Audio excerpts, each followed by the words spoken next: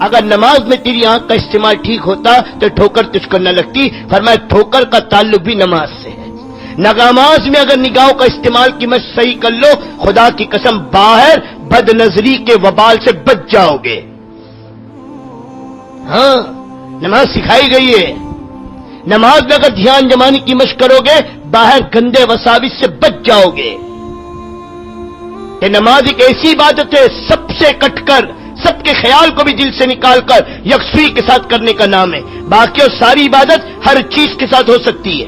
روزے کی حالت میں کھانا پکا بھی سکتا ہے، بیچ بھی سکتا ہے، کما بھی سکتا ہے، میرے دوستو سو بھی سکتا ہے، چل بھی سکتا ہے، جاگ بھی سکتا ہے، سب کر سکتا ہے. حج میں اور میرے دوستو زکات میں سارے عمل میں آتے، لیکن نماز میں اللہ اکبر کہہ کے ہاتھ باندھنے سے لے کر سلام پھیرنے تک اب کسی کے سلام کا جواب بھی نہیں دے سکتا. اب سب سے کٹ کر رب کے سامنے 5 مرتبہ بلا کے مشق کرائی گئی کہ اپنی زندگی کی ترتیب کو صحیح کرو، اپنی زندگی کی نماز والی ترتیب پر لاؤ.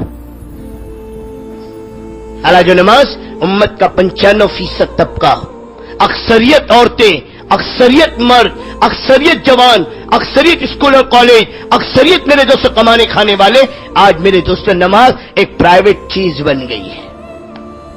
ہاں آج مسلمان کے بعد نماز کون سی ہے؟ کہ 8 کی، کھاٹ کی، 360 کی.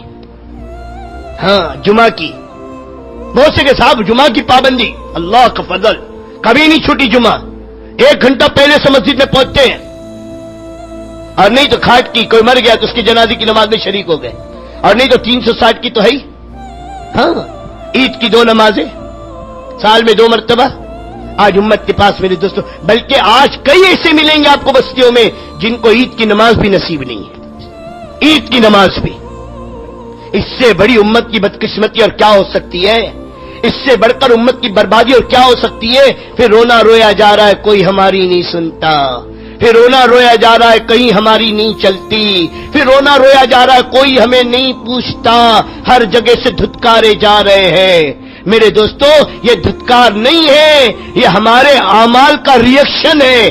جیسے ہم اللہ کے دین کے ساتھ معاملہ کریں گے اللہ ایسے ہمارے ساتھ معاملہ کرے گا. جب اللہ کے اوامر کو ذبح کرنے کا ہمیں درد نہ ہوگا، اس زمین اور آسمان میں ہمارے ذبح کرنے کا آسمانوں پہ بھی درد نہ ہوگا.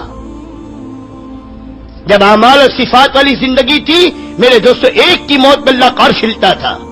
ایک کولی کے اندر اتنی طاقت تھی کہ اس کی 2 رکعت نماز اور ہاتھ اٹھا کے دعا مانگنا 4تھے آسمان کے فرشتے کو زمین پر لاتا تھا. آج 30 لاکھ آدمی بیت اللہ کا پردہ پکڑ کر اللہ سے دعا مانگ رہا ہے اور اللہ کا غیبی نظام حرکت میں نہیں آ رہا. کیا بات تھی؟ کل تک امت کا کولی میں اتنی اندر اللہ سے تعلق تھا، آج 30 لاکھ حاجی بیت اللہ کا پردہ پکڑ کر امت کے لیے فیصلے نہیں کروا پا رہا ہے. ابھی عمرے میں رمضان میں پورا بھرا ہوا حرم، کیوں دعائیں نہیں مانگی ہوگی؟ رویا نہیں ہوگا؟ مانگے نہیں ہوں گے؟ کیوں اللہ کی مدد نہیں آ رہی؟ کیوں اللہ کا غیبی نظام حرکت نہیں آ رہا ہے؟ کہ فیشن اور شوق کی چیز بنی ہوئی ہے. زندگی اندر کی خالی کھوکھلی ہوگی، خدا کی قسم کا عمل سے کچھ نہیں ہونے پا. پھر آج جو نماز پڑھ لیں کیا ان کو یقین ہے کہ میری نماز سے کام بنے گی؟ اور کولی آواز لگا رہا من یجیب المضطر اذا دعا، صرف اتنا ہی پڑھا ہے اس نے، اور 4تھے آسمان کا فرشتہ زمین پر آ گیا. یہ امت کا کولی وہ اللہ سے ایسا تعلق رکھنے والا تھا.